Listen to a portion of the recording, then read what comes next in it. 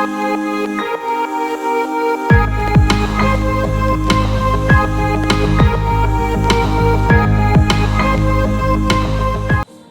વિદ્યાર્થી મિત્રો, Saraswati group of education દ્વારા ચાલતા આ ઈ લર્નિંગ પ્રોગ્રામમાં હું બ્રિજેશ સાકરેચા ફરી એકવાર આપ સૌનું હાર્દિક સ્વાગત કરું છું. આપણે ધોરણ 12 ની અંદર ફિઝિક્સ વિષયની અંદર ચેપ્ટર નંબર 14 નો અભ્યાસ કરતા હતા, એટલે કે સેમિકન્ડક્ટર્સ નો, કે જેમાં આપણે આજે બીજા લેક્ચરમાં અમુક ઉર્જા બેન્ડ છે એના વિશે વાત કરવાની છે. તો આપણે લાસ્ટ લેક્ચર જે છે આપણો સેમિકન્ડક્ટર્સ નો લાસ્ટ લેક્ચર, એમાં આપણે એવું કીધેલું હતું કે શું કામ સેમિકન્ડક્ટર્સ આટલા ઇમ્પોર્ટન્ટ છે. ઓકે, આપણે એક લાઈવ લેક્ચર લીધો હતો મસ્ત મજાનો, અને એમાં આપણે જણાવ્યું હતું કે સેમિકન્ડક્ટર્સ જે છે એ વેક્યુમ ટ્યુબનો ઓપ્શન તરીકે આવ્યો. કારણ કે અલ્ટિમેટલી આપણે શું કરવું હતું, તો કે અલ્ટિમેટલી આપણે ઇલેક્ટ્રોનને કંટ્રોલ કરવા, ઇલેક્ટ્રોનનો જે ફ્લો હતો, પ્રવાહ હતો, એને કંટ્રોલ કરવો હતો. તો ઇલેક્ટ્રોનને ના ફ્લોને, ઇલેક્ટ્રોનની સંખ્યાને કંટ્રોલ કરવા માટે આપણે વેક્યુમ ટ્યુબનો ઉપયોગ કરતા હતા. પણ એમાં ઘણી બધી ખામીઓ હતી, જેમ કે એ જે છે એ હીટર તરીકે હીટરનો ઉપયોગ કરતી હતી કે જ્યારે ફાટે તો બહુ મોટી દુર્ઘટના થતી. બીજું કે એમાં વેક્યુમ ક્રિએટ કરવો પડતો હતો, એ ખર્ચાળ હતી. આવા ઘણા બધા એના ડિસએડવાન્ટેજ હતા. તો એની સામે ત્યાં સુધી સેમિકન્ડક્ટર્સ આપણા માટે કામ આવશે એવું કોઈ વિચાર્યું નહોતું. પણ 1920-30 ના ગાળાની અંદર આપણે સેમિકન્ડક્ટર્સ જે છે એ કહી શકાય કે એને આપણે ઉપયોગમાં લેતા શીખ્યા, અને અત્યારના આજની ટેકનોલોજી સેમિકન્ડક્ટર્સને આભારી છે. તો આપણે હવે સમજીએ કે સેમિકન્ડક્ટર્સમાં એવું શું છે કે જેને કારણે આપણે સેમિકન્ડક્ટર્સનો વેક્યુમ ટ્યુબની જગ્યાએ મસ્ત મજાનો ઉપયોગ કરી શકીએ. તો ચાલો સ્ટાર્ટ કરીએ આપણે. તો આજનો જે ટોપિક છે એની ચર્ચા કરીએ, મસ્ત મજાનું હેડિંગ બાંધીએ. તો આજના ટોપિકનું નામ છે એ અલ્ટિમેટલી ટોપિક અંદર આવશે 14.2 ની અંદર જ 14.2 ધાતુ, અધાતુ, ધાતુ, અધાતુની પણ સુવાહકો અને અર્ધવાહકો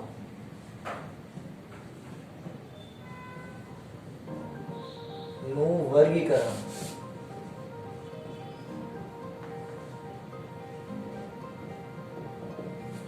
ઓકે, આજે આપણે આ શોધવાનું છે, આપણે આના વિશે ચર્ચા કરવાની છે, ધાતુ, સુવાહકો અને અવાહકોનું વર્ગીકરણ. તો આપણે લાસ્ટ લેક્ચરમાં આપણે ઇલેક્ટ્રોનની સંખ્યાથી સમજાતા કે ભાઈ જે સરળતાથી ઇલેક્ટ્રોન ગુમાવવાની વૃત્તિ ધરાવી ધાતુ આયન ધાતુ બને, જે મેળવવાની વૃત્તિ ધરાવી અધાતુ બને, અને બંનેની વચ્ચે હોય એટલે કે જે બે કરી શકતા હોય, જેમ કે સિલિકોન છે તે એને બાહ્ય કક્ષામાં 4 પરમાણુ ઇલેક્ટ્રોન ગુમાવી શકે અને મેળવી શકે, તો એને આપણે અર્ધવાહક કહેતા આઈડિયલ. પણ આપણે આજે થોડુંક ડીપમાં એમ જશું. તો સૌથી પહેલા આપણે બોહર મોડેલની ચર્ચા કરીએ. તો બોહર નામના વૈજ્ઞાનિકે શું કીધું હતું કે ભાઈ એને એવું કીધું હતું કે અલગ કરેલા, ઓકે, પહેલા હું તમને થોડીક એક્સ્ટ્રા માહિતી તેનો હું તમને મારી રીતે સમજાવીશ, પછી આપણે જે ક્વેશ્ચન છે બુકનો એ આપણે કેવી રીતે ટૂંકમાં લખી શકીએ એ હું તમને સમજાવીશ. પણ પહેલા આ કન્સેપ્ટ સમજી લો, કારણ કે આ કન્સેપ્ટમાંથી એક MCQ ઓછામાં ઓછો આવે છે દર વખતે કોઈ પણ એક્ઝામ. તો જો અલગ કરેલા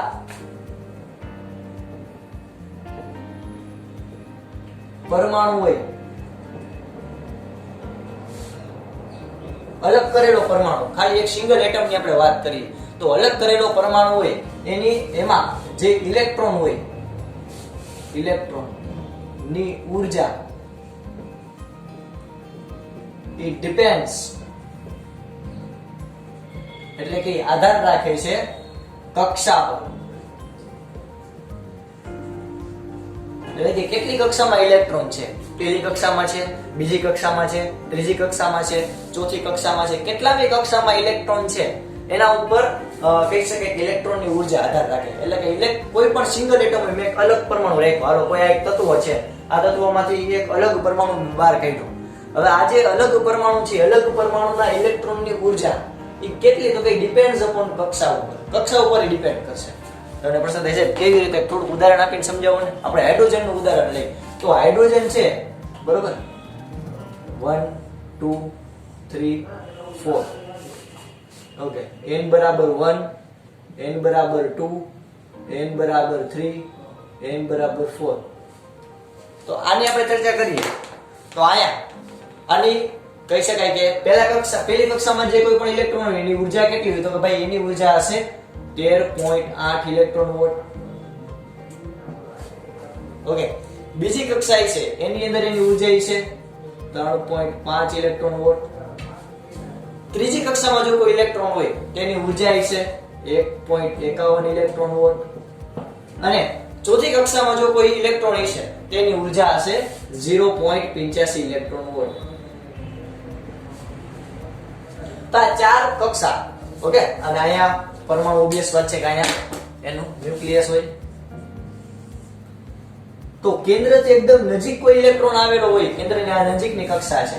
ઓકે, હકીકતમાં કક્ષાને તમે બહુ લાંબી કરો તો એકદમ વર્તુળાકાર થાય, વર્તુળાકાર. પણ આ આપણે ઉર્જા સ્તર દર્શાવ્યા છે. ઉર્જા સ્તર હંમેશા સીધી લાઈનમાં દર્શાવવાના આવે. ઓકે, જે તમે આ થોડું ઘણું તો ભણી ગયા છો કેમિસ્ટ્રીમાં. તો પહેલી કક્ષામાં જો કોઈ ઇલેક્ટ્રોન રહેલો હોય તો એની ઉર્જા, પહેલી કક્ષામાં જો કોઈ ઇલેક્ટ્રોન રહેલો હોય તો એની ઉર્જા કેટલી તો કે 13.8 ઇલેક્ટ્રોન વોટ. તમારે આને જૂલમાં જોતું હોય તો શું કરવાનું તો કે જો 13.8 ઇલેક્ટ્રોન વોટ છે એને તમારે જૂલમાં જોતું હોય તો શું કરવાનું યાદ કરો જોઈએ. આપણે હમણાં 8મા ચેપ્ટરમાં પૂરું કર્યું. અરે યાર સિમ્પલ, જે આ છે 13.8 ઇલેક્ટ્રોન વોટ એને ગુણ્યા શું કરવાનું 1.6 ગુણ્યા 10 ની -19 એટલે તમને જે જવાબ મળશે કેમાં હશે જૂલ. ક્લિયર? તો આવી રીતે બધાને તમે જૂલમાં પણ મેળવી શકો છો, પણ આપણે ઇલેક્ટ્રોન વોટમાં રાખીએ છીએ. તો આટલે જેમ જો કક્ષા ઉપર જાય એટલે કે જેમ બાહ્ય કક્ષામાં જતા જાવ ઇલેક્ટ્રોનની ઉર્જા ઓછી થતી જાય. પેલા આટલું ક્લિયર થયું. કેના માટે આપણે વાત કરીએ છીએ તો ભાઈ સિંગલ એટમ માટે. કોઈ એક અલગ કરેલો પરમાણુ હોય એની પહેલી કક્ષામાં રહેલો ઇલેક્ટ્રોન હોય આટલી ઉર્જા ધરાવતો હોય, બીજી કક્ષામાં રહેલો ઇલેક્ટ્રોન આટલી ઉર્જા ધરાવતો હોય, ત્રીજી કક્ષામાં રહેલો ઇલેક્ટ્રોન આટલી ઉર્જા ધરાવતો હોય અને ચોથી કક્ષામાં રહેલો ઇલેક્ટ્રોન આટલી ઉર્જા ધરાવતો હોય.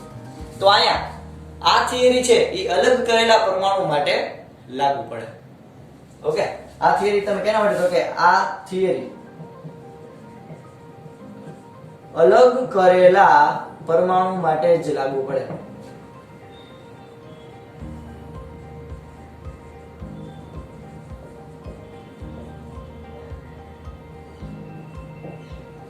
ઓકે, તો આ જે થિયરી છે એ અલગ કરેલા પરમાણુ માટે જ લાગુ પડે. તો વ્યવહારમાં તમે વિચાર કરો કે તમને આવા અલગ કરેલા પરમાણુ મળશે. કોઈ પણ તત્વ લ્યો કે કોઈ પણ પદાર્થ લ્યો તેમાં તો ઘણા બધા પરમાણુ એકદમ ગીચોગીચ ભરેલા છે, આમ એકદમ ગીચોગીચ. તો ન્યા તો આવા અલગ કરેલા પરમાણુ હશે ને કે એક સિંગલ એટમ એની ઉર્જા. ઓકે, ફોર એક્ઝામ્પલ તમે ક્લોરીન લ્યો તો એનો કે અલગ પરમાણુ મળે, બીજું અલગ પરમાણુ મળે, એવી રીતે નહીં હોય. વ્યવહારની અંદર બધા પરમાણુ કે એકદમ ખીચોખીચ ભરેલા છે. જેમ કે હું આટલા પોર્શન ની વાત કરું તો બોર્ડનું આટલું પોર્શન છે તેમાં અસંખ્ય પરમાણુ અંદર ભરેલા છે. ચોખ્ખી વાત છે. ક્લિયર? ઓકે, તો એક જ મિનિટ. તો અહીંયા નંબર્સ ઓફ ઇલેક્ટ્રોન ઘણા બધા હશે. એક જ નાના એવા સ્મોલ અમાઉન્ટ હોય એમાં ઘણા બધા પરમાણુ ખીચોખીચ ભરેલા હોય તો એનું ઇલેક્ટ્રોન હશે એ પણ ઘણા બધા હશે. તો વ્યવહારમાં આ મોડેલ પોસિબલ નથી, મારું કહેવાનું એમ છે. તો વ્યવહારમાં તો કે ભાઈ વ્યવહારની અંદર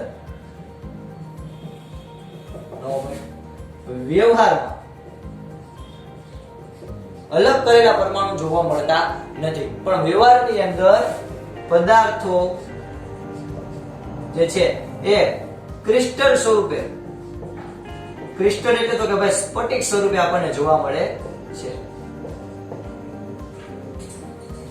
વ્યવહારની અંદર જે તત્વો હોય એ ક્રિસ્ટલ સ્વરૂપે, સ્ફટિક સ્વરૂપે આપણને જોવા મળે છે.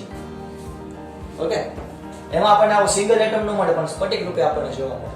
તો સ્ફટિકની રચના એટલે તમે કેમિસ્ટ્રીમાં બહુ સારી રીતે ભણી ગયા કે સ્ફટિકની રચના એટલે કે બધા પરમાણુઓ એક નિશ્ચિત જગ્યા ઉપર નિશ્ચિત ખૂણો બનાવી અને મસ્ત મજાની આકૃતિ બનાવે એને આપણે કહીએ ક્રિસ્ટલ સ્ટ્રક્ચર.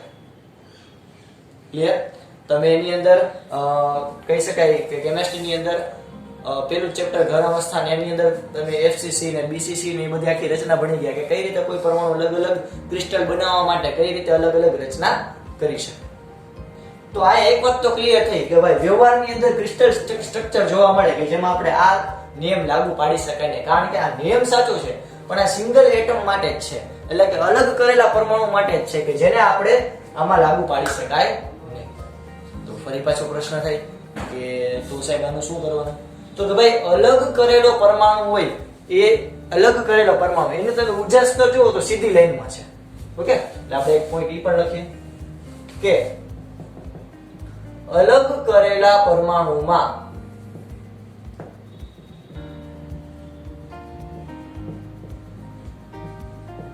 ઇલેક્ટ્રોન સીધી લાઈનમાં ઇલેક્ટ્રોનનું ઉર્જા સ્તર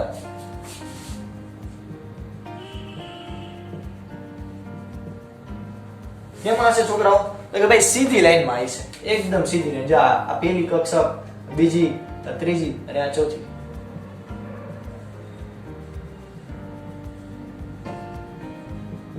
સીધી લાઈન. ઓકે, હવે જ્યારે સ્ફટિકમાં ઇલેક્ટ્રોન છે એ એકદમ નજીક નજીક હોવાથી એકબીજામાં ભળી જાય. ઓકે, એટલે અહીંયા આપણે લખીએ કે સ્ફટિકની અંદર સ્ફટિક રચનામાં ઇલેક્ટ્રોન એકબીજામાં ભળી જાય,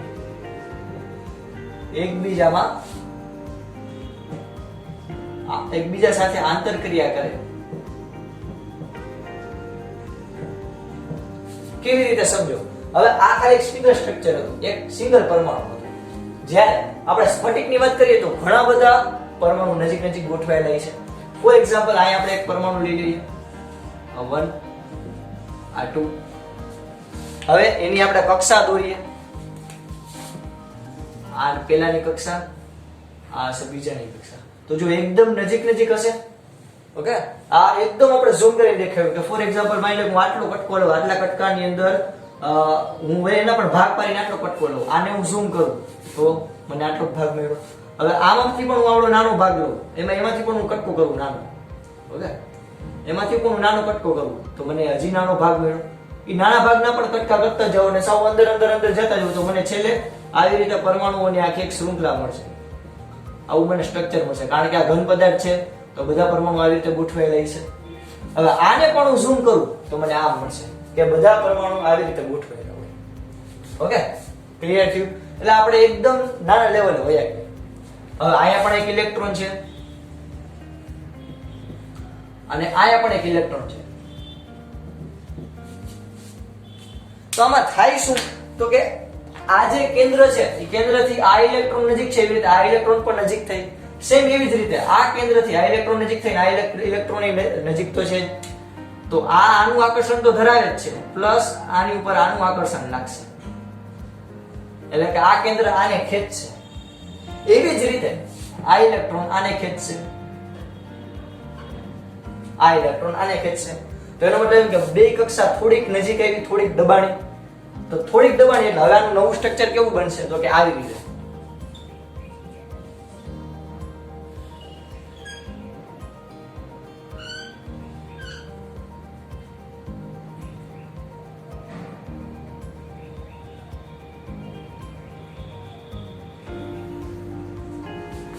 કક્ષા કઈ વાયર તો નથી. કક્ષા તો શું છે? ખાલી આપણે દર્શાવી છે કે ઇલેક્ટ્રોન આવી રીતે ગતિ કરી શકે.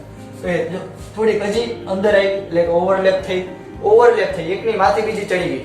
ઓકે, એક કક્ષામાંથી બીજી કક્ષામાંથી હવે બેનું આકર્ષણ લેવું એટલે બે કક્ષા નજીક આવીને એકબીજા ઉપર ઓવરલેપ થઈ ગઈ. હજી ધીરે ધીરે જેમ આકર્ષણ વધતું જાય ને એમ ઓવરલેપ થતી ગઈ. આટલું પહેલા ક્લિયર થયું? ઓકે, હજી એકવાર જો હવે આ જ આકૃતિ હું થોડીક મોટી દોરું તમને હજી ક્લિયર થાય. આ એક કક્ષા માટે બધી રીતે. અરે માની લો કોઈ પરમાણુને 3 કક્ષા છે તો એના માટે કઈ રચના હોઈ શકે? તો કે જો આ એનું કેન્દ્ર, આ પહેલી કક્ષા, આ બીજી કક્ષા અને આ ત્રીજી કક્ષા. તો આ પહેલી કક્ષા, આ બીજી કક્ષા. અને જો આવી રીતે આકર્ષણ થતું હોય એટલે કે આ કેન્દ્ર જે છે એ બાજુના પરમાણુ છે, બાજુનો પાડોશી પરમાણુ એને આકર્ષણ કરે. ઓકે, આ પિક્ચર જેવું તો પિક્ચરમાં એ હોય એમ તમે યાદ રાખ્યા કરો કે ભાઈ પડોશન બહુ સુંદર હે, એસા લગતા હે, એના જેવું છે કઈ. તો આ જે છે એ પાડોશના ઇલેક્ટ્રોન છે એને પોતાની તરફ ખેંચવાની ટ્રાય કરશે. આવડો આ પાડોશનો ઇલેક્ટ્રોન છે એને ખેંચવાની ટ્રાય કરશે. એટલે અલ્ટિમેટલી બે થોડાક શું થશે? ભેગા થશે. એટલે બેની રચના કંઈક આવી રીતે થશે. એટલે બે કક્ષા એકબીજા પર શું થાય? થોડી ઓવરલેપ થાય. હવે જેમ આકર્ષણ વધારે હોય ને ઓવરલેપ વધારે થતી જાય અને ક્યારેક કેવી બને કે આવી રીતે ઇલેક્ટ્રોનની રચના હોય. તમે ઘણીવાર બુકમાં પણ જોઈ હશે. ઓકે, તમે ઘણીવાર બુકમાં જોઈ આપણે પ્રસાદ છે આવી રીતે બે પ્રોટોન છે અને આવી રીતે ઇલેક્ટ્રોનની કક્ષા કેમ આમ દર્શાવી. હવે ખબર પડી શું કામ આમ દર્શાવી? કારણ કે આ ઇલેક્ટ્રોનની જે કક્ષા હતી ધીરે ધીરે આમ એકબીજા ઉપર આકર્ષણ વધારે કરે એટલે થોડી નજીક જતી છે. ક્લિયર થયું? એટલે આ ઓવરલેપનું પહેલા ક્લિયર થયું બધું. ઓકે, તો સ્ફટિક રચનામાં ઇલેક્ટ્રોન એકબીજા ઉપર આંતરક્રિયા કરી અને એકબીજા ઉપર શું થાય? ઓવરલેપ થાય. હવે અહીંયા થાય શું? તો કે મેં તમને કીધું એમ કે કેન્દ્ર જે ઇલેક્ટ્રોનને આકર્ષે પાડોશના, એવી રીતે ઇલેક્ટ્રોન વચ્ચે પણ જો નજીક આવશે તો ઇલેક્ટ્રોન વચ્ચે શું થાય? અપાકર્ષણ. કારણ કે તમને પ્રશ્ન થાય કે સાહેબ તો આ ફટાક કરતું બે ઓવરલેપ નો થઈ જવું જોઈએ, બે બીજામાં આમ એકદમ નજીક નો હોઈ જવું જોઈએ. હવે સાવ એકદમ આવી રીતે આમ નજીક ન જ જાતું. એનું કારણ હવે તમને ખબર પડી. આવું કોઈ દી નથી થતું. એક તો પ્રોટોન વચ્ચે અપાકર્ષણ હશે, પ્લસ ઇલેક્ટ્રોન પણ થોડાક આમ જવાની ટ્રાય કરશે. કારણ કે આ બે તો નજીક આવે, આ બે થોડાક નજીક આવશે તો ઇલેક્ટ્રોન નજીક આવશે તો એ બે વચ્ચે શું થાય છે? થોડું અપાકર્ષણ. એટલે ક્યારે આવું પોસિબલ નથી પણ આવું પોસિબલ છે. આટલું પહેલા ક્લિયર થયું બધાને? ઓકે, તો આપણે હજી એકવાર શરૂઆત ક્યાંથી કરી? તો ભાઈ આપણે અહીંથી શરૂઆત કરી હતી કે અલગ કરેલો કોઈ પરમાણુ હોય એ ઇલેક્ટ્રોનની ઉર્જા હોય એ કક્ષા ઉપર આધાર રાખે. કેવી રીતે? તો કે ભાઈ આપણે જોયું પહેલી કક્ષામાં કોઈ પણ ઇલેક્ટ્રોન હોય આટલી ઉર્જા ધરાવે, બીજી કક્ષામાં કોઈ ઇલેક્ટ્રોન હોય આટલી ઉર્જા ધરાવે, ત્રીજી કક્ષામાં આટલી, ચોથી કક્ષામાં આટલી.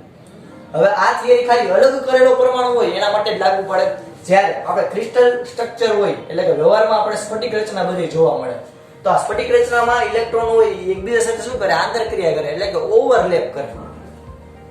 આયા સુધી પહેલા ક્લિયર છે. ઓકે, તો હવે આ ઓવરલેપ કરે ને એટલે થાય શું? તો કે દરેક ઇલેક્ટ્રોન એની ઉર્જા હોય ને અલગ હોય. ફોર એક્ઝામ્પલ આ ઓવરલેપ કર્યું એટલે થાય શું? તો કે આ કક્ષામાં રહેલો ઇલેક્ટ્રોન હોય એની ઉર્જા અલગ, આ કક્ષામાં રહેલા ઇલેક્ટ્રોનની ઉર્જા અલગ, આ કક્ષામાં રહેલા ઇલેક્ટ્રોનની ઉર્જા અલગ. એવી રીતે અહીંયા પણ ઉર્જા અલગ, અહીંયા પણ ઉર્જા અલગ અને અહીંયા પણ ઉર્જા અલગ. તો આ ડિપેન્ડ્સ ઓન પોઝિશન. આ બધાની ઉર્જા કેવી હોય? અલગ. હજી એક ઉદાહરણ સિલિકોન નું લઈને હું તમને સમજાવું કારણ કે સિલિકોન એક પ્રકારનું અર્ધવાહક છે. તો સિલિકોન ની આપણે વાત કરીએ તો સિલિકોન જે સ્ટ્રક્ચર હશે બરાબર, એની અંદર સિલિકોનના પરમાણુ હોય છે એ નજીકના પરમાણુ સાથે ગોઠવેલી છે. જેમ કે આ સિલિકોન તો એની 4 સંયોજકતા હોય તો આવી રીતે 4 સાથે જોડાયેલા હોય. વળી અહીંયા સિલિકોન, વળી અહીંયા સિલિકોન હશે, વળી ઉપર નીચે, વળી અહીંયા સિલિકોન, ઉપર પણ સિલિકોન, અહીંયા પણ સિલિકોન, અહીંયા પણ સિલિકોન, અહીંયા પણ સિલિકોન, અહીંયા પણ સિલિકોન. તો ઇન શોર્ટ આવી રીતે આખું સ્ટ્રક્ચર હશે.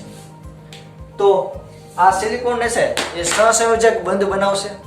ઓકે, એટલે કે અહીંયા ઇલેક્ટ્રોન રહેલો, આ સિલિકોન, આ પહેલા સિલિકોનનો ઇલેક્ટ્રોન હોય, આ બીજા સિલિકોનનો ઇલેક્ટ્રોન હોય.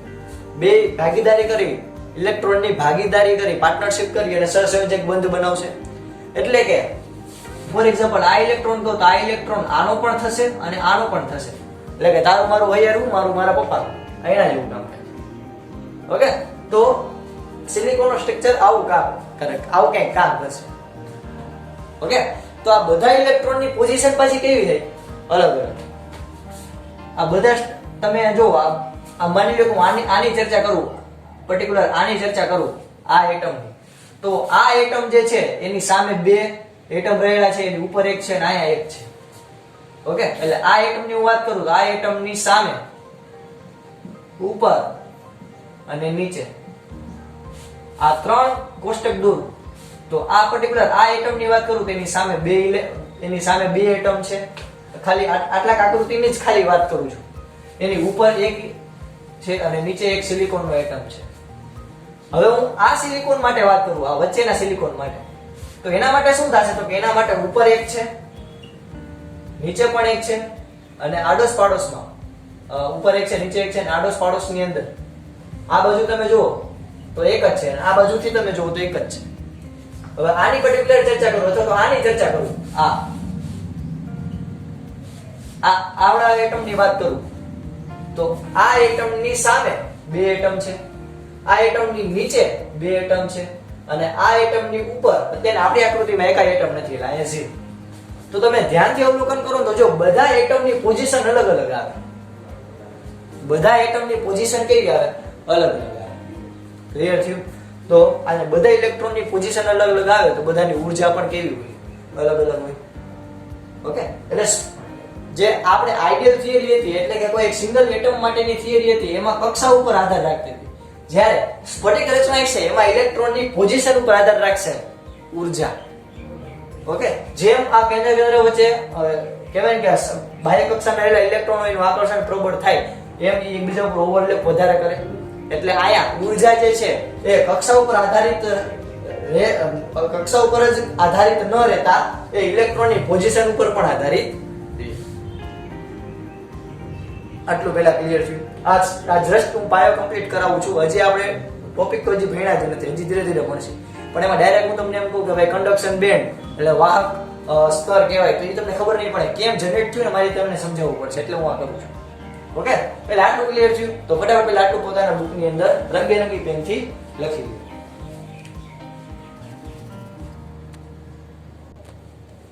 ચાલો આપણે એક એક્ઝામ્પલ લઈએ સોડિયમનું.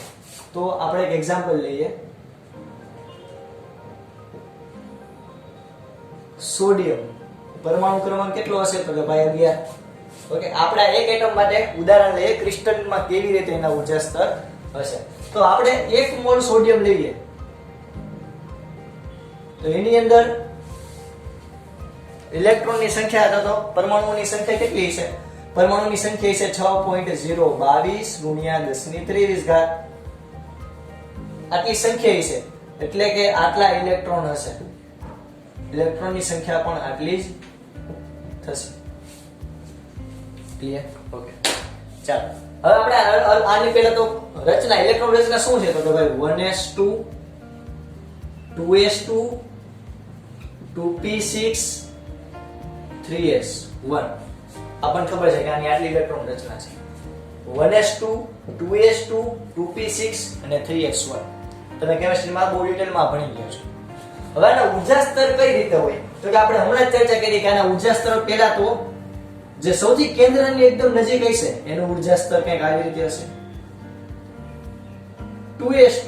તેના ઊર્જા સ્તર થોડાક મોકળા થશે એટલે કે આમાં ઇલેક્ટ્રોન જે છે ઓવરલેપ થવાની થોડીક શક્યતા ખરી.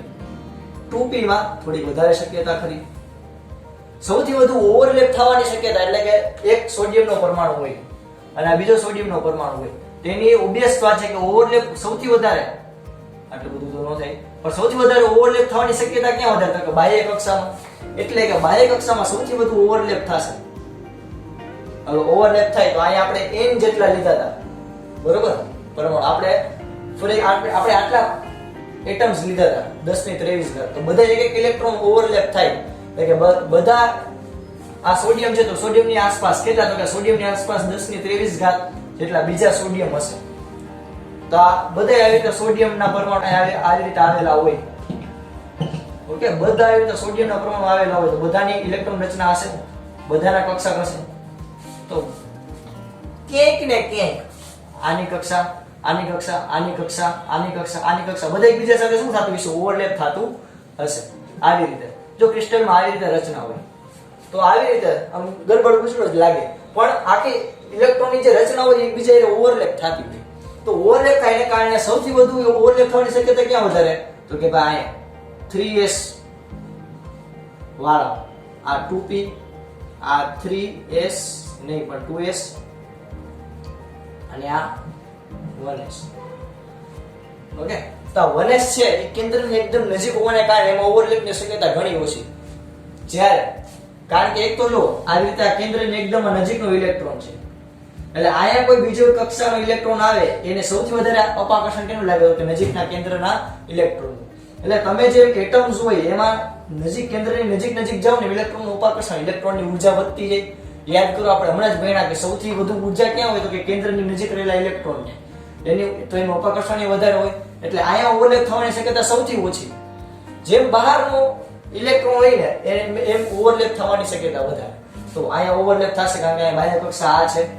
તો આ 1 2 3 4 5 6 જો આ એક લાઈન ભેગી કરી એવી 2 3 4 5 6 7 8 9 10 11 12 13 14 15 16 17 18 19 ને 20 21 22.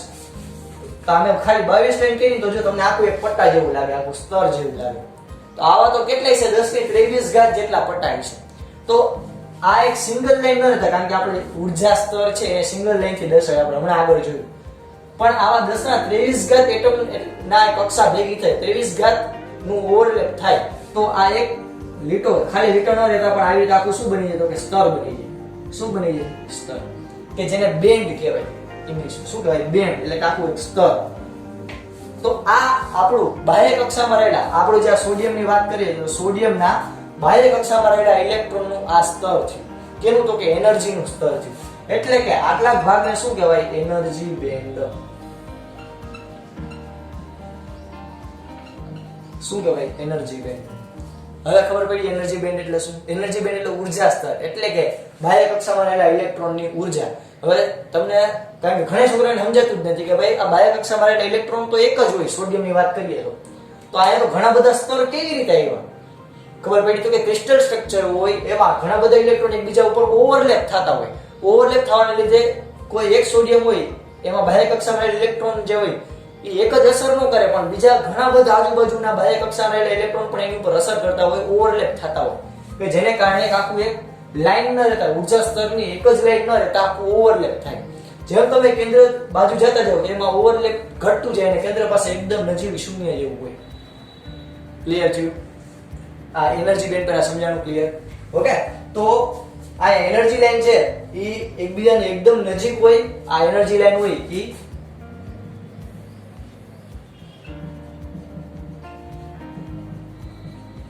very close,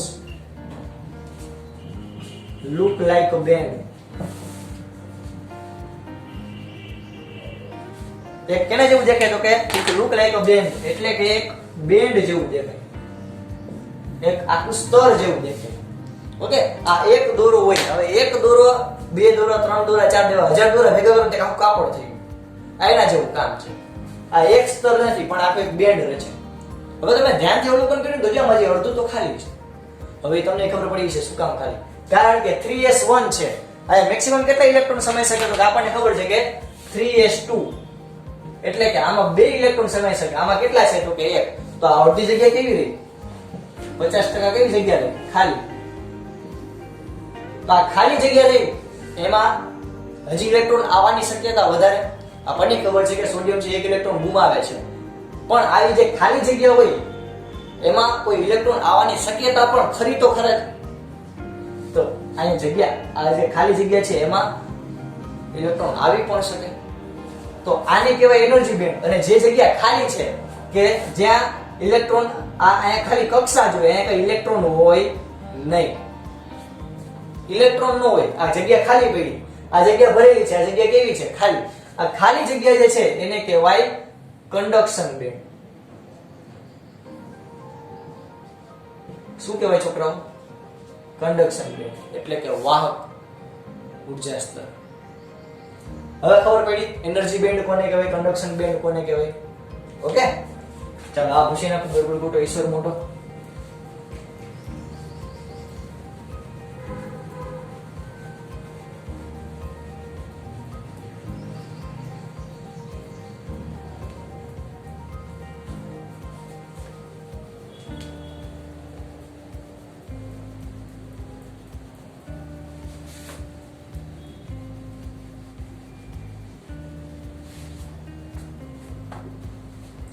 આઈ હોપ ખાલી એક સોડિયમ ઉદાહરણ દીધું અને એમાં તમે થોડુંક સમજી ગયા હશો કે એનર્જી બેન્ડ અને કંડક્શન બેન્ડ કોને કહેવાય. હવે તો કે આપણો તો મેઇન વરરાજો કોણ? તો કે ભાઈ અર્ધવાહક, એટલે કે સિલિકોન પદાર્થ હોય, જર્મેનિયમ પદાર્થ હોય, એ બધા. ચાલો આપણે એને ધ્યાનમાં લઈએ. આપણું કાંઈ એવું અભિમાન નથી. તો આપણે હવે એક્ઝામ્પલ તરીકે લઈએ silicon.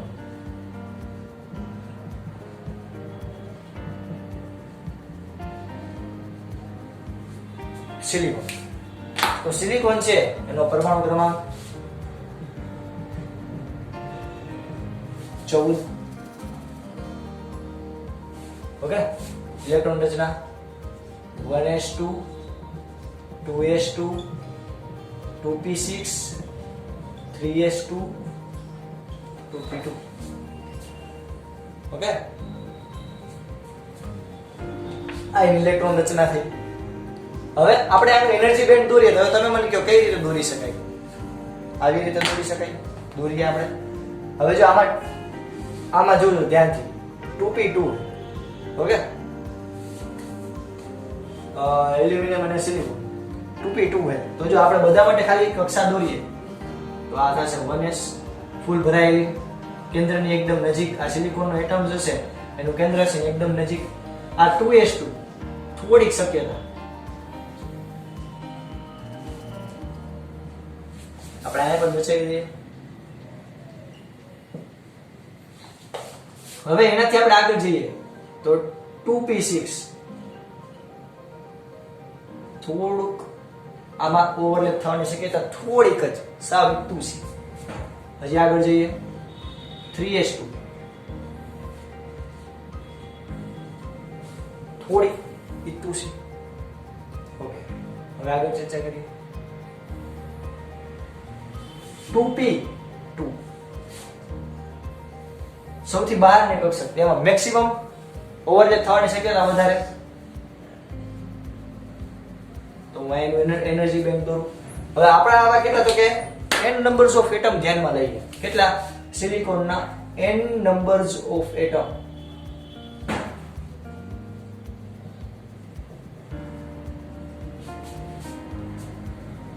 n numbers of atom. Okay, તો સિલિકોન છે n નંબર્સ ઓફ એટમ આપણે લીધા. તેની બાહ્ય કક્ષામાં કેટલા ઇલેક્ટ્રોન હશે? તો કે ભાઈ એની બાહ્ય કક્ષાની અંદર 4 ઇલેક્ટ્રોન હશે. બાહ્ય કક્ષામાં કેટલા ઇલેક્ટ્રોન હશે? 4. તો આવા n નંબર્સ ઓફ એટમ ભેગા થાય તો કેટલા એના ઊર્જા સ્તર થાય? ઓકે, અહીંયા લખું છું કે બાહ્ય કક્ષામાં 4 ઇલેક્ટ્રોન હાજર હશે ને 4 ઇલેક્ટ્રોનની જગ્યા બાકી. હવે આપણે કેટલા એટમ લીધા? તો કે n એટમ માટે બાહ્ય કક્ષા માં રહેલ ઇલેક્ટ્રોનની સંખ્યા n નંબર જો એટમ લો તેના માટે 1 ના 4 હે. તો આવા n નંબર માટે કેટલા થઈ? એટલું તો ગણિત આવડે. કેટલા? 4n. તો ટોટલ સિલિકોન માટે 4n ઊર્જા સ્તર હશે. કેટલા? 4n. એટલે કે અહીંયા આપણે આની ચર્ચા કરીએ 2p2. તો એની અંદર હવે જો p કક્ષક છે એ આપણને ખબર છે કે 6 ભાગમાં ડિવાઇડેડ હોય. બરોબર? ને ટોટલ 6 ઇલેક્ટ્રોન મેક્સિમમ આવી શકે. તો આપણે એમ કહીએ ફોર એક્ઝામ્પલ 1 2 3 4 5 અને 6. તો એમાંથી આ બે ઊર્જા સ્તર છે એ ભરેલા છે. એટલે કે અહીંયા આખું એક સ્તર બન્યું છે. કેટલા? તો કે 4n ઇલેક્ટ્રોન. બાહ્ય કક્ષામાં કેટલા ઇલેક્ટ્રોન છે? તો કે 4n ઇલેક્ટ્રોન. તો કે ભાઈ આ 4n ઇલેક્ટ્રોન ભેગા થઈને આખું એક સ્તર બનાવશે. આ સ્તરને આપણે શું કહેશી? Energy band. હવે આમાં તમે ધ્યાનથી અવલોકન કરો તો બે બેન્ડ છે એ ભરેલા છે. એટલે કે અહીંયા 4n ઇલેક્ટ્રોન હોય. બાહ્ય કક્ષામાં કેટલા? તો કે ભાઈ 4n ઇલેક્ટ્રોન છે એની શક્યતા ખરી આવે. તો 4n ઇલેક્ટ્રોન હોય બાહ્ય કક્ષામાં. 4 ઇલેક્ટ્રોન છે ને 4 ઇલેક્ટ્રોનની મેળવશે અથવા તો ગુમાવશે, કાંઈ પણ કરી શકે. તો બાહ્ય કક્ષામાં 4 ઇલેક્ટ્રોન તો હશે જ. તો 4n જેટલા ઊર્જા સ્તર બનશે. પણ તમે આમાં ધ્યાનથી અવલોકન કરો, જો આનું મોટા ભાગનું સ્તર ખાલી છે. એટલે કે વાહક સ્તર આપણે હમણાં જ કીધું કે નીચે એનર્જી બેન્ડ હોય, ઉપર કોણ? Conduction band. તો ઉપરનું જે સ્તર છે એને આપણે શું કહીશું? Conduction band. હવે તમે જોજો, ધ્યાનથી તમે અવલોકન કરજો. જો અહીંયા આ બે જ સ્તરની અંદર કારણ કે જો 2p2 છે. કેટલા? 2p2. તો આપણે બે સ્તર ભેળા, આ એક p નો ઇલેક્ટ્રોન અને બીજા p નો ઇલેક્ટ્રોન. હવે કેટલા ઇલેક્ટ્રોન મેળવશે? તો કે 4 ઇલેક્ટ્રોન મેળવશે. ઓકે, તો આટલું જે બીજી માર્કર પેન, તો આટલું જે છે કન્ડક્શન બેન્ડ એ કેવું છે? ખાલી.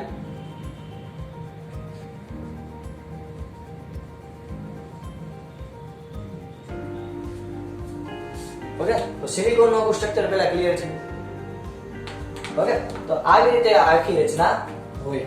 તો આપણે અત્યારે શું જોયું છોકરાઓ? તો કે ક્રિસ્ટલ આખું સ્ટ્રક્ચર જોયું કે જેમાં કેવી રીતે ઇલેક્ટ્રોન જે છે એ ભરાયેલા હોય છે અને કેવી રીતે એની કક્ષાઓ છે એ ક્રિસ્ટલ સ્ટ્રક્ચરની અંદર ઇલેક્ટ્રોનની કક્ષા એકબીજા પર ઓવરલેપ થઈ અને કહી શકાય કે આખા બેન્ડની રચના કરે, આખો એક બેન્ડ બનાવે, આખો એક આખું સ્તર બનાવે કે જે આમ નીચલા લેવલે તમે જેમ કેન્દ્રની નજીક જાઓ એવું સ્તર ન હોય, પણ તમે જેમ બાહ્ય કક્ષામાં જાઓ તો ત્યાં ઇલેક્ટ્રોનની કક્ષા એકબીજા ઉપર શું થઈ ગઈ હોય, એકદમ ઓવરલેપ થઈ ગઈ હોય.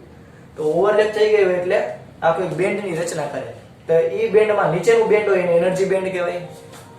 કારણ કે આ બાહ્ય કક્ષામાં જો ઇલેક્ટ્રોનની મેળવ છે, સિલિકોન છે એટલે ત્યાં 4 ઇલેક્ટ્રોનની મેળવ, સિલિકોન એટલે કાચા ઇલેક્ટ્રોન મેળવશે કે 4 ગુમાવશે.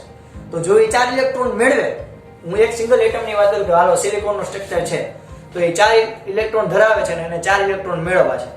તો 4 ઇલેક્ટ્રોનની મેળવશે તો એ ઇલેક્ટ્રોન ક્યાં સમાશે, તો કે આ ખાલી જગ્યામાં સમાઈ જાય.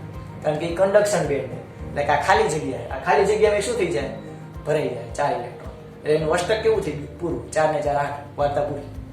આવું એક સિલિકોનનો પરમાણુ કીધા. આપણી પાસે એવા કેટલા, તો કે n નંબર્સ ઓફ સિલિકોન છે. કેટલા? n numbers of silicon. તો હું જેમ સિલિકોનના એટમ્સની સંખ્યા વધારે લઉં એમ 4 ઇલેક્ટ્રોન જેમ મળશે. માની લો કે કોઈ એક સિંગલ એટમ છે, એક સિલિકોનના પરમાણુએ 4 ઇલેક્ટ્રોન મેળવ્યો તો 4 ઇલેક્ટ્રોન અહીંયા આવ્યા. બીજા સિલિકોનના પરમાણુએ 4 ઇલેક્ટ્રોન મેળવ્યો તો એ અહીંયા આવ્યો. ત્રીજા સિલિકોનના પરમાણુએ 4 ઇલેક્ટ્રોન મેળવ્યો, અહીંયા આવ્યો. આવી રીતે જેમ ઇલેક્ટ્રોન મેળવવાની સંખ્યા વધારે, જેમ સિલિકોનના પરમાણુ વધારે ઉમેરીશ તો મને ઇલેક્ટ્રોનનું સ્તર કેવું મળશે, વધારે મળશે. ક્લિયર થયું? એટલે જેમ હું વધારે સિલિકોન વાપરીશ એમ મને ઇલેક્ટ્રોનના આ કન્ડક્શન બેન્ડમાં ઇલેક્ટ્રોન કેવા મળશે, વધારે. એટલે કે આ ઉછીના લીધેલા ઇલેક્ટ્રોન, આ એની પાસે હતા જ પહેલેથી, જે પહેલેથી એની પાસે હોય એ એનર્જી હોય. આપણી પાસે આપણા મા બાપ છે તે આપણી એનર્જી છે, એ પહેલેથી છે. ઓકે, આમાં મારે કઈ કેવું જ નથી. તો બહારથી જે આવશે, બહારથી જે ઇલેક્ટ્રોન એને ભાગીદારી કરીને આવશે એ ઇલેક્ટ્રોનનું આખું એક સ્તર બનશે. હવે જેમ સિલિકોનના પરમાણુ વધારે લઈશ, જેમ સિલિકોન વધારે હું બહારથી ઉધાર લઈશ, સિલિકોનના પરમાણુના 4 ઇલેક્ટ્રોન વધારે ઉધાર લઈશ, એમ અહીંયા મને એનું સ્તર કેવું બનશે, વધારે. હવે ખબર પડી છોકરો સિલિકોન સેમિકન્ડક્ટર્સ કેવી રીતે આની કનેક્ટ છે? છોકરા પોતે સેમિકન્ડક્ટર છે, પણ તમે જેમ સેમિકન્ડક્ટરમાં સિલિકોન વધારે વાપરો એમ તમે ઇલેક્ટ્રોન જે છે વધારે કંટ્રોલ કરી શકો, વધારે ઇલેક્ટ્રોન તમે ધરાવતા હોય. એટલે કે વધારે ઇલેક્ટ્રોનનો ફ્લો તમારે કરવો હોય તો તમે સિલિકોનના પરમાણુ વધારે વાપરી લો. જો તમારે ઓછો ઇલેક્ટ્રોનનો ફ્લો કરવો છે તો તમે ઓછું સિલિકોન વાપરો. તો અહીંયા આપણે અર્ધવાહકનો ઉપયોગથી ઇલેક્ટ્રોનના ફ્લોને કંટ્રોલ કરતા શીખ્યા. કેવી રીતે? તો કે ભાઈ મારે જ્યારે ઓછો ઇલેક્ટ્રોનનો પ્રવાહ જરૂરી છે, ઓછા ઇલેક્ટ્રોનની સંખ્યા જરૂરી છે, ત્યારે હું ઓછા સિલિકોન વાળું આખું અર્ધવાહક બનાવીશ. એટલે એનું વાહક બેન્ડ છે, કન્ડક્શન એનર્જી બેન્ડ છે, બે વચ્ચે થોડીક જગ્યા રહેશે. જેમ મારે ઇલેક્ટ્રોનનો પ્રવાહ વધારે જોતો છે, મારે ઇલેક્ટ્રોનની સંખ્યા વધારે જોતી, તેમાં બહુ વધારે ખીચોખીચ સિલિકોન ભરી દઈશ એટલે એની કક્ષા એકબીજા પર ઓવરલેપ થશે અને આ કન્ડક્શન બેન્ડ છે એ એકદમ એનર્જી બેન્ડ એકદમ નજીક આવી જાય. ક્લિયર થયું? ઓકે, હવે નજીક આવે તો શું થાય આપણે હવે નેક્સ્ટ લેક્ચરમાં ચર્ચા કરીશું. ક્લિયર થયું? આજે આપણે કેટલું ભણ્યા છોકરાઓ? તો કે આપણે એ જોયું કે ભાઈ કોઈ આદર્શ અલગ કરેલો કોઈ પરમાણુ હોય તેમાં એક જ સ્તર, એક જ લીટી સ્વરૂપે ઇલેક્ટ્રોનની ઉર્જા દર્શાવવામાં આવે. જ્યારે આપણે આવા કહેવાય કે અસંખ્ય એટલે કે ઘણા બધા પરમાણુઓને ભેગા કરીએ તો સ્ફટિક જેવી રચના બને કે જેમાં આવું એક જ લાઈનમાં ઉર્જા સ્તર મળતું નથી, પણ એમાં એકબીજા પર શું થાય, ઓવરલેપ થાય. આ ઓવરલેપ થાય જેને કારણે કહી શકાય કે આખો એક બેન્ડ બનાવે, જેને આપણે એનર્જી બેન્ડ કહેવાય, ઉપરના સ્તરને કન્ડક્શન બેન્ડ કહેવાય. હવે ખબર પડી કે એનર્જી બેન્ડ શું કામ નીચે હોય, એ પોતાના ઇલેક્ટ્રોન જ છે એટલે એનર્જી બેન્ડ એ પોતે ઉર્જા પહેલેથી ધરાવતા જ. તો તમે બહારથી કોકને, હવે આટલી જગ્યા ખાલી છે એમાં તમે કોકને બેસાડો તો એ શું થાય, કન્ડક્શન બેન્ડ. એટલે કે વાહક પટ્ટો, વાહકનું સ્તર. તો વાહક હોય ઇલેક્ટ્રોન, વાહકનું સ્તર એટલે આ વાહકતા માટે જવાબદાર છે. ઓકે, એટલે એ પદાર્થની વાહકતા માટે જવાબદાર છે. ક્લિયર થયું? ડન. ઓકે, તો આટલું પહેલા તમારા મસ્ત મજાના રંગબેરંગી બુકની અંદર આજના લેક્ચરનું બધું લખી લેજો અને તમારી બુક જે છે રંગબેરંગી પેનથી, આ અલગ અલગ કલરની પેનથી આવી રીતે જ લખજો. ઓકે, હું તમને આવી રીતે મુદ્દા કરીને આપીશ, તમને ક્વેશ્ચન પણ લખાવતો જઈશ આમાં. એટલે આપણે તમે ક્વેશ્ચન જ્યારે કોઈ બોર્ડમાં પૂછે, ગુજરાતી બોર્ડમાં, તો આપણે ક્વેશ્ચન પણ એ જ રીતે લખવાના રહીએ. તમારે બીજી એક પણ પ્રકારની રેફરન્સ બુકની જરૂર નથી યુઝ કરવાની ક્વેશ્ચન લખવામાં પણ, કારણ કે હું મારીને થોડીક સહેલી ભાષામાં તમને ક્વેશ્ચન લખાવીશ. ક્લિયર છે છોકરાઓ? આપણે જ્યાં સુધી રાખીએ છીએ જય ભારત જય હિન્દ લખી લેજો.